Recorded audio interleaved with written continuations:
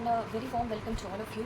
I am doctor Priya Tiwari और आज का जो टॉपिक है हमारा वो है गर्भ निरोधक गोलियाँ, जिसको हम ओरल कॉन्ट्रासेप्टिव पिल्स बोलते हैं। बेसिकली ओरल कॉन्ट्रासेप्टिव पिल्स जो होते हैं वो दो हार्मोन की कॉम्पोजिशन या कॉम्बिनेशन से बनते हैं। वो दो हार्मोन हैं ईस्ट्रोजन और प्रोगेस्टेरोन। बेसिकली होता क्या है, ये दो टाइप्स के होते हैं, रेगुलर कॉन्ट्रासेप्टिव्स और इमरजेंसी कॉन्ट्रासेप्टिव्स। इमरजेंसी कॉन्ट्रासेप्टिव्स जैसे आपने नाम सुना होगा आई पिल या अनवांटेड 72, जिसका वीडियो मैंने सेपरेट बनाया हुआ है, you can check it out. और यहाँ पे आज हम बात करेंगे रेगुलर कॉन्ट्रासेप्टिव्स की। ये बेसिकली क्या होते हैं, जब हम रेगुलर एक कोई कॉन्ट्रासेप्शन या गर्भ निरोधक गोली का रिक्वायरमेंट रखते हैं तब हम इन रेगुलर कॉन्ट्रासेप्टिव्स को यूज़ करते हैं। इनको लेने का बेसिकली जो तरीका होता है ये हम देखते हैं अब। तो बेसिकली इनको जो लेना है वो 21 days means start the first day of menses से इन टैबलेट्स को लेना है एंड टिल 21 डेज़ इनको लेना होता है। 21 डेज़ को लेने के बाद इसको स्टॉप करना होता है। 3-4 दिन या 5 दिन मैक्सिमम के बाद मेंसेस आपके आ जाएंगे और उसके बाद इस मेडिसिन को स्टॉप करना है और फिर नेक्स्ट साइकिल में फर्स्ट डे ऑफ मेंसेस से फिर से स्टार्ट करना है, वही 21 डे का कोर्स करना है। इमरजेंसी कॉन्ट्रासेप्टिव्स इस तरीके से नहीं यूज़ होते हैं। वो जब आपका अनप्रोटेक्टेड इंटरकोर्स होता है उसके विदिन 72 आवर्स आपको लेना होता है। तो दोनों दो अलग अलग चीज़ें हैं। रेगुलर कॉन्ट्रासेप्टिव्स कि आप फॉर एग्जांपल कि आपका एक बेबी हुआ है, अब आप 3 इयर्स के बाद नेक्स्ट बेबी लेंगे, तो इस ड्यूरेशन के बीच में जो आप कॉन्ट्रासेप्शन यूज़ करेंगे वो है रेगुलर कॉन्ट्रासेप्टिव्स। ये बीच बीच में इंटरकोर्स हुआ और उसके बाद आपने इमरजेंसी कॉन्ट्रासेप्टिव पिल ले लिया तो ये आपके यूट्रस को भी हार्म करेगा और बेसिकली आपका भी मेंसेस को बहुत इरेगुलर बनाएगा, क्योंकि इमरजेंसी कॉन्ट्रासेप्टिव पिल्स में हाई डोज ऑफ हार्मोन्स होते हैं जो कि रेगुलर कॉन्ट्रासेप्टिव पिल्स में, तो ये बेसिकली डिफरेंस होता है दोनों में। अब हम बात करते हैं कि इनको जब हम ले रहे हैं तो कई बार पेशेंट्स ऐसा बोलते हैं कि मैम आज हम भूल गए, है ना। तो अगर एक डोज इन कॉन्ट्रासेप्टिव पिल्स का मिस होता है तो आप नेक्स्ट डे 2 पिल ले सकते हैं।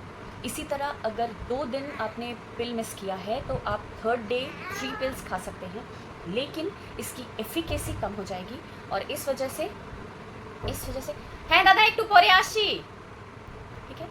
तो इसके बाद आपको करना क्या है कि 3 पिल्स लेना है, लेकिन सिंस मैंने बोला ही कई बार डॉक्टर्स आपको प्रिस्क्राइब करते हैं। Also in conditions of PCOD में भी आपको डॉक्टर्स प्रिस्क्राइब करते हैं।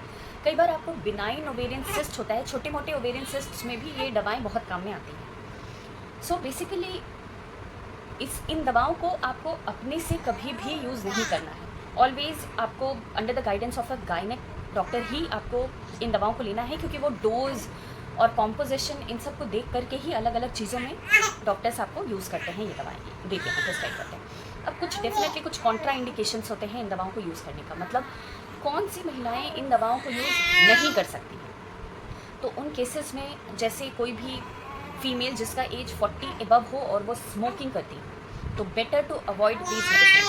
Also in case of heart disease, या आपको कोई लिवर डिजीज़ है, या आप हाइपरटेंशन से सफ़र कर रहे हैं, या आपको कोई कैंसर है, रिप्रोडक्टिव ऑर्गन्स का कोई कैंसर है, तो उस वक्त भी आप इन दवाओं को बेटर है अवॉइड करें। ऑल्सो थ्रोम्बोइम्बोलिज्म, कई बार क्या होता है कि कुछ ब्लड वेसल्स में क्लॉट्स बनने की संभावना होती है। अगर वैसा कुछ आपका हिस्ट्री है या आपको कभी स्ट्रोक आया है, प्रीवियसली कभी हिस्ट्री ऑफ स्ट्रोक है, तो भी आपको इन दवाओं को यूज़ नहीं करना है।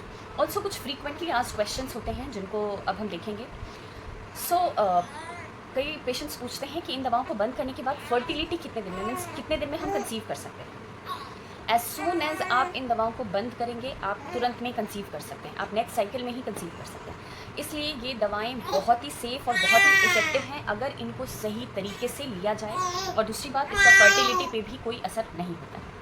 नेक्स्ट, इनको क्या हम इमरजेंसी कॉन्ट्रासेप्टिव पिल की तरह यूज़ कर सकते हैं? बिल्कुल नहीं। इन दवाओं को हम इमरजेंसी कॉन्ट्रासेप्टिव पिल्स की तरह बिल्कुल यूज़ नहीं कर सकते। उनके डोज और इसका डोज बिल्कुल अलग होता है और दोनों को लेने का तरीका भी अलग होता है। नेक्स्ट है, अगर आपने within half an hour vomit कर दिया है तो इस दवा को रिपीट करना है। अब कुछ साइड इफ़ेक्ट्स हैं इन दवाओं के, कुछ साइड इफ़ेक्ट्स हैं जैसे हेडेक, वॉमिटिंग, नोजिया और वेट गेन भी हो सकता है। कई पेशेंट्स ऐसा भी पूछते हैं कि क्या वेट गेन भी इसका साइड इफ़ेक्ट है। तो हाँ, कुछ कॉम्पोजिशंस में वेट गेन थोड़ा बहुत हो सकता है, लेकिन ओवरऑल आपका ये बहुत बड़ा कोई वेट गेन कराएगा ऐसा कुछ नहीं। ये कुछ इनमें हार्मोन्स जो होते हैं उसके साइड इफ़ेक्ट से आपको वेट गेन का प्रॉब्लम हो सकता है, पर उसमें भी कई सारी दवाएं हैं जिससे वेट गेन जो साइड इफ़ेक्ट है वो नहीं होता है। सो आई होप मैंने आपकी सारी क्वेरीज को कवर किया है। So stay tuned for my next video. Thank you so much.